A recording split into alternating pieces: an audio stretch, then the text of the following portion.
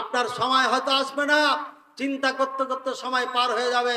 মুফতি আব্দুল হামিদ সাহেবের হাত ধরে থাকবেন, আর মাসলা মাসাইল যা কিছু জানার ওনার থেকে জানবেন। কারণ উনি হাটহাজারী থেকে দাওরা পড়েছেন, ইফতা পড়ে, তারপরে গবেষণা করে, তারপরে উনি নিজকে পরিচয় দিয়েছে আমি কোরআন সুন্নাহ ছাড়া বাইরে যেতে চাই না। তখন আপনারা নাম দিয়েছেন ও আহলে হাদিস হয়ে গেছে। হ্যাঁ, এই আহলে হাদিস হচ্ছে ফিরকায়ে নাজিয়া। এরাই হচ্ছে সেই দল, যেই দল কোরআন সুন্নাহর বাইরে যায় না, যেই দল জান্নাতে যাবে আর কেউ জান্নাতে যাবে না। বলে এটা আমার কথা না, এটা মদিনা বিশ্ববিদ্যালয় গোটা পৃথিবী নিয়ে গবেষণা চালিয়েছে। গবেষণা চালার পর আমাদেরকে এটা ধরিয়ে দিয়েছে, যাও দেশে যাইবা, এটা জাতিকে দেখাইবা। 72 দল জাহান্নামে যাবে, এখানে নাম লেখা আছে। দেখেছেন একটা গাছের মতো দেখা যায়, এই 72 দল যারা জাহান্নামে যাবে সবার নাম এখানে আছে। আর উল্টা দিকে দেখেন লেখা আছে সাবিলুল্লাহ, সোজা রাস্তা। আন্না হাযা সিরাতি মুস্তাকিমান ফাত্তাবিউ। আল্লাহ বলছেন হে মুহাম্মদ, এটা আমার রাস্তা, এটাই সোজা রাস্তা, এটার অনুসরণ করো। ওয়ালা তাত্তাবিউস সুবুলা।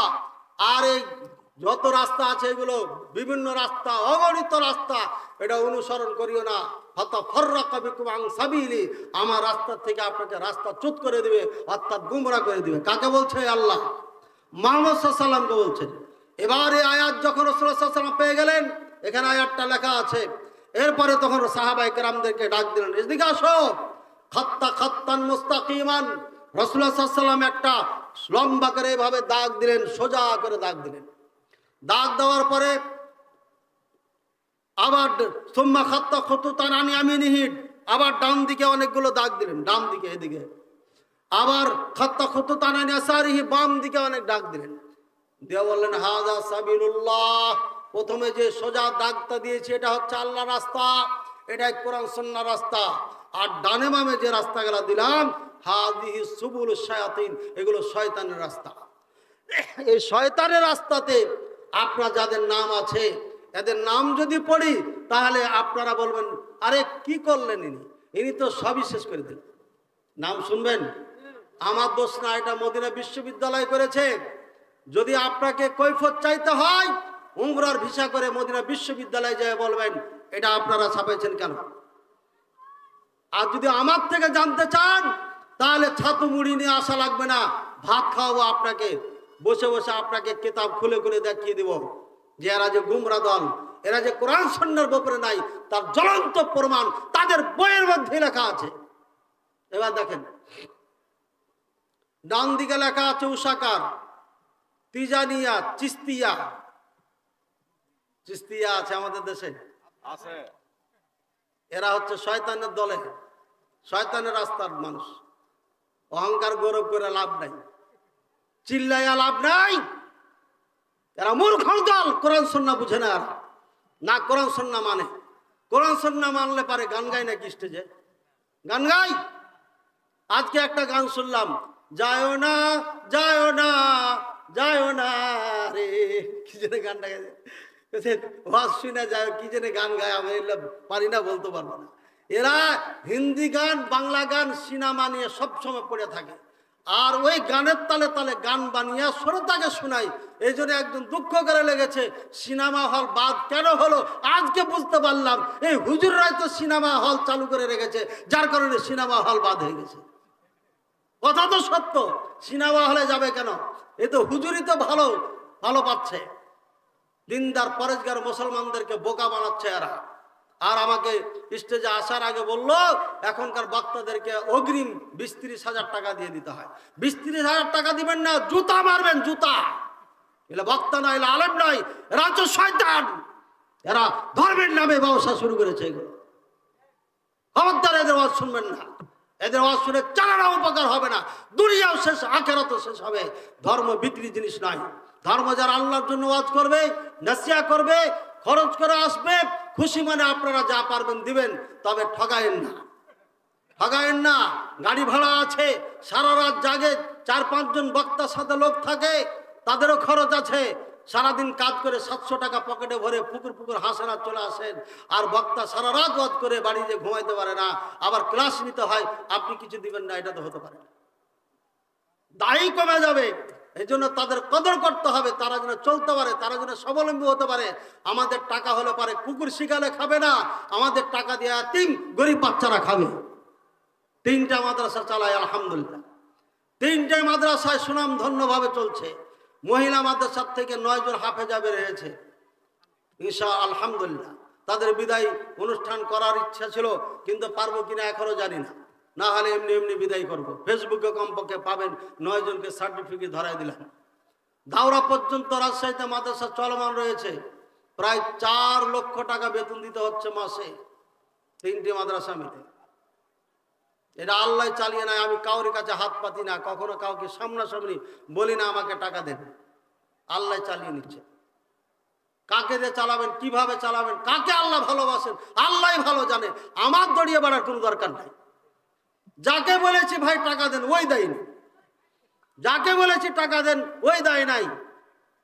একজন সুনাম ধন্য ব্যবসায়ী, বাজারের মধ্যে সেরার একজন, অনেক সম্পর্ক ভালো, একদিন কথায় বলেই ফেললাম, আপনি জাকাত টাকা বের করেন না? বলছি করি। তাহলে আপনার আমার এতিমখানায় আপনার টাকা যায় না কেন? এবার অবশ্যই ওখানে টাকা দিব। দাবি করে বললাম, আজ পর্যন্ত 4 আনাও দেয়। কইছে উমরা করে এসে দিব, আজ পর্যন্ত দেয়নি। মানে আল্লাহ বলছে খবরদার, তুমি মদিনার থেকে লেখাপড়া করেছ, তুমি যাত্রার কাছে ছোট হইবে না। তোমাকে এই জন্য আমি কোরআন শরীফের গান শিখাই নাই, ছোট হওয়ার দরকার নাই। এই মাদ্রাসা কাকে দিয়ে চালাবো এটা আমার দায়িত্ব। তুমি যদি করো, পরিশ্রম করো, আমার জন্য কাজ করো, আমি তোমার জন্য করবো। আল্লাহ বলে দিয়েছে। আর আপনারা একটা মসজিদ চালাইতে পারেন না, ভাই বলছে একটা মসজিদের ব্যবস্থা করে দেন। নিজের টাকা দিয়ে মসজিদ বানান, 500 কাছে 100 বিক্রি করে মসজিদে দেন, নিজের জান্নাতের দরকার। চিস্তিয়া নিয়ে তো মাথা গরম, খাতমিয়া, ইদ্রিসিয়া, মোরাবিতিয়া, হাবসিয়া, এগুলো আরবে আছে। মুখতারিয়া, মুখতারিয়া দল জানেন? মুখতার সাকাফি SATV-তে সিরিজ ভাই হুসাইন রাদিয়াল্লাহু আনহু থেকে হত্যা করে কেন্দ্র করে একটা দল তৈরি হয়, আর এই দল হিরোর ভূমিকা পালন করেছে। ইয়াজিদের গোষ্ঠী সাফ করে দিয়েছে। তাদের নেতা ছিল মুখতার সাকাফি। নাম ছিল কি? মুখতার সাকাফি। কাফের, মুসলমান না, তাকে মুসলমানদের হিরো বানানো হয়েছে। বাঙালি মুসলমান এত বোকা, ইতিহাস জানে না। সাধারণ মানুষ তো জানে না, মুলবিরা পর্যন্ত জানে না। ওই মুখতার সাকাফির নাম দিয়া আমার মাদ্রাসা এক ছাত্র নামের শেষে সাকাফি লিখছে। আমি কই সাকাফি লিখছো কেন? ওই জানি না, বাবা নাম রেখেছে। তোমার বাবাকে ইতিহাস বলতে বলবা, তারপরে এই নাম বলবা, না হলে এটা মিটাই দিতে হবে। বুঝেছেন না? বুঝেন নাই? ওই ফিল্ম দেখার পরে সন্তানদের নামে শেষে সাকাফি লাগাইছে। সাবধান হয়ে যাবে, চিন্তা হবে, জানতে হবে। যত সিরিজ আছে সব শিয়াদের তৈরি করা, ইউসুফ জুলেখার সিরিজ শিয়াদের তৈরি করা। এগুলো দেখবেন না, এগুলো দিয়ে ইমান নষ্ট করবে, আপনার ক্ষতি করে ফেলবে লাভ থেকে। এরপরে মুখতারিয়া গেল, বারইয়া, সামানিয়া, সিস্তিয়া। সিস্তি আছে না আমাদের? সিস্তি। তারপর রহমানিয়া, সাজলিয়া, বুরহানিয়া ইয়াতি আছে, আরবে খুব আছে। আকবরিয়া, বিরুলবইয়া, বিরিলি আছে না নাই? ওই যে বাবারা, কবর পূজারীরা, তাহিরি গোষ্ঠী যেগুলো, বুঝছেন? শাইখ বলছে কাউরির নাম নেবেন না। তাহিরির নাম না নিলে হবে? বলেন, এ মাতাল ফাতালের নাম না নিলে হবে? যাদেরকে দেশের মানুষ আলেম মনে করে, কমেডিয়ান, জোকার, তারা আবার আলেম হয় কিভাবে?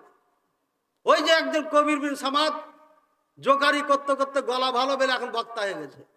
কয়েক জায়গায় ধোলাও খেয়েছে, ধোলাইও খেয়েছে। হ্যাঁ, গান ধরে, গান মানে ভাওয়ালি গান ধরেছে। ওকে কি, ওকে কিসের ওয়াজ করতে দিবে এখানে? নেতা ঠিকই করেছে, এসব বক্তা নয়, এদেরকে খবরদার স্টেজে জায়গা দেওয়া যাবে না, দেবেন না। গান দিয়ে ইসলাম কখনো হয় নাই। এই গান সব থেকে ঘৃণিত ইসলামে ওলামায়ে কেরামদের নিকটে। ইমাম শাফি রাহিমাহুল্লাহ বলেছেন, এই কবিতা আবৃত্তি যদি খারাপ না হতো ওলামায়ে কেরামের নিকটে, তাহলে পৃথিবীর সেরা কবি ইমরুল কায়েসকে আমি ছাড়িয়ে যেতাম। ওলামায়ে কেরামদের নিকটে এই কবিতা আবৃত্তি, এই গান, এই গজাল, এগুলো ঘৃণিত জিনিস, এগুলো পছন্দ করতেন না ওলামায়ে কেরাম। এই জন্য এগুলোর থেকে দূরে থাকবেন। বেরলবিয়া, বুঝেছেন এবার? যাদেরকে এখন সন্নি বলে, আসলে সন্নি নয়, সিন্নি। এরা সিন্নি খোর। রাগ করেন না, এদেশে এই এলাকা আছে এগুলো নাকি? না থাকারই তো কথা। এবার পরেরটা যে আরো ভয়ঙ্কর রে ভাই, আর দেওবন্দিয়া, আর বলা যাবে, একে একে সবার নাম চলে আসছে। দেওবন্দির নাম করলে এদেশে থাকা যাবে? গুলি করে মারবে। আমি লিখেছি, কাগজটা দেখে মনে হয় আমার লেখা? বলেন, আমার ভিডিও ছাড়ার মানুষরা এতে এটা লিখবে কেটা? আরে কাগজ পাবো কোথায় আমি? এত সূক্ষ্ম মজবুত কাগজ, হ্যাঁ? 12 সাল থেকে নিয়ে বেড়াচ্ছি, তারপরে এখন এই অবস্থায় আছে। বাংলাদেশের কাগজ হলে পারে নাড়ি ভুড়ি বের হয়ে শেষ হয়ে যেত, বুঝছেন? দেওবন্দ পর্যন্ত থাকে, এটা আমার লেখা না, মদিনা বিশ্ববিদ্যালয়ে লিখে দিয়েছে। এরা গুমরা দল। আর কি ওয়াজ করবো? ওয়াজ তো হয়ে গেল। এবার আমাদের ওপর অপবাদ, অপবাদের জবাবটা না দিলে পারে শান্তি আপনারাও পাবেন না, খাস করে আমার প্রিয় ভাইও পাবেন না। কারণ আমি জানি উনি মাজলুম, ওনার প্রতি জুলুম করেছে এই মুফতিরা, জালেম। বলেছে মুফতি আব্দুল হামিদ ইহুদির দালাল হয়ে গেছে, ইহুদির দালাল, নাউজুবিল্লাহ। এর আকীদা ঠিক নেই।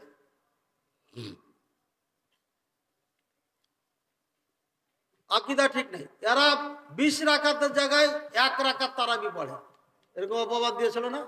ওই মুনাজারার আগে আমাকে খবর দিয়েছে, বলছে আমরা নাকি 1 রাকাত তারাবি পড়ি। মিথ্যুক কাকে বলে দেখেন, আলেম মানুষকে আপনি মিথ্যা কথা বলে, ছি ছি ছি। তো যা হোক, তারা বলে যে এরা কালিমার পরিবর্তন ঘটাইছে, কাটছাট, আমরা নাকি কাটছাট করি।